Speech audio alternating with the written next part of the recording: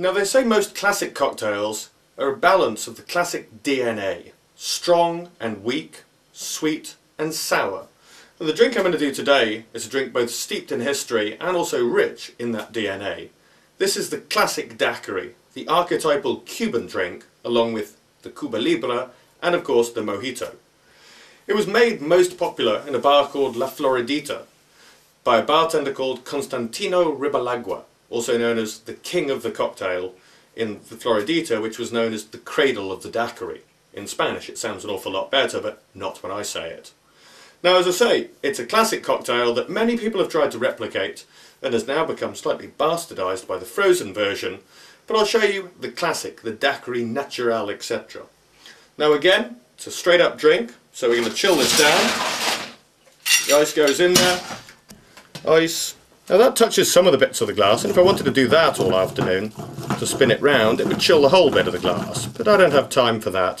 So by just adding a little bit of liquid, soda water in this case, because it speeds up the chilling process, I can just leave it knowing that the ice is chilling the entire bit of the glass. Always make sure it's the first action you do. Next, what you need to do is get the lime.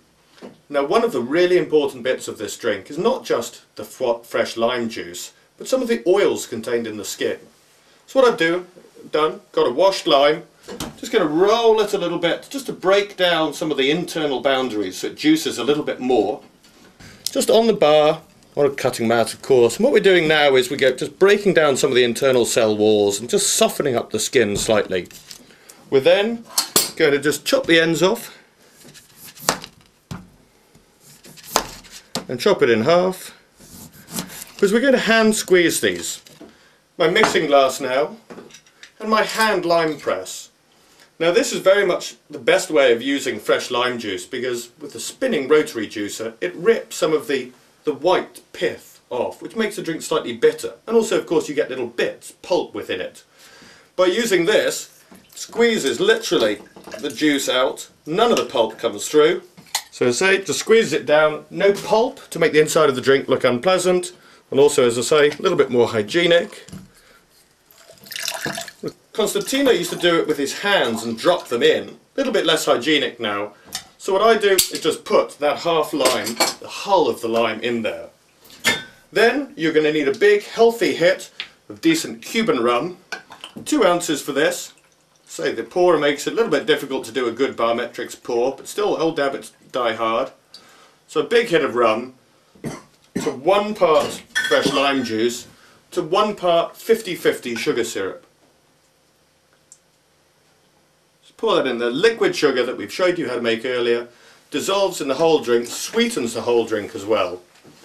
Now it's a shaken cocktail, so what I'm going to do is first add lots of ice. Then I'm going to shake it as long and as hard as I can. Now that's not true.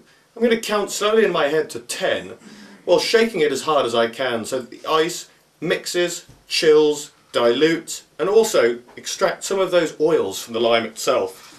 If you've got crushed ice, Constantino actually used to do it with crushed ice. I'm using cracked or broken ice for this purpose, just so it's a little bit better. As much ice as you can fit in the cocktail shaker. Tin goes over the top. You see I made the drink in the glass half, but I'm now going to make sure when I shake it, it goes at the guest. How you shake it is up to you. Classically, like that. There's a trend at the moment. You go like that. I with the right hand shoulder in a figure of 8.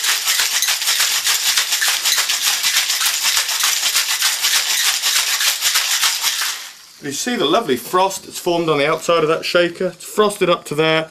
That point where it stops being frosted, that's where the glass and the steel meet. So to open the shaker, hold both bits and with the heel of your hand hit in that zone and it comes apart. I'm now going to taste my cocktail, because tasting cocktails, especially when you're balancing them, is very important.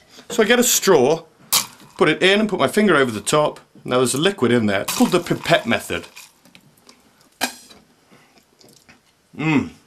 Wonderful. Now I'm going to strain it into the cocktail glass. But Constantino had one more trick. It was to strain it not with just a hawthorn, but also with a fine strainer to get rid of all the tiny flecks and specks and shards of ice that could otherwise ruin the flawless perfection of the drink. drink is stingingly cold, and it's not just the quality of the ingredients, but those essential oils, the zest that comes through from the hull of the lime, that gives the drink such a unique, truly Cuban, truly refreshing nature. And this is a perfect aperitif, favoured by J.F. Kennedy, amongst others. So cheers!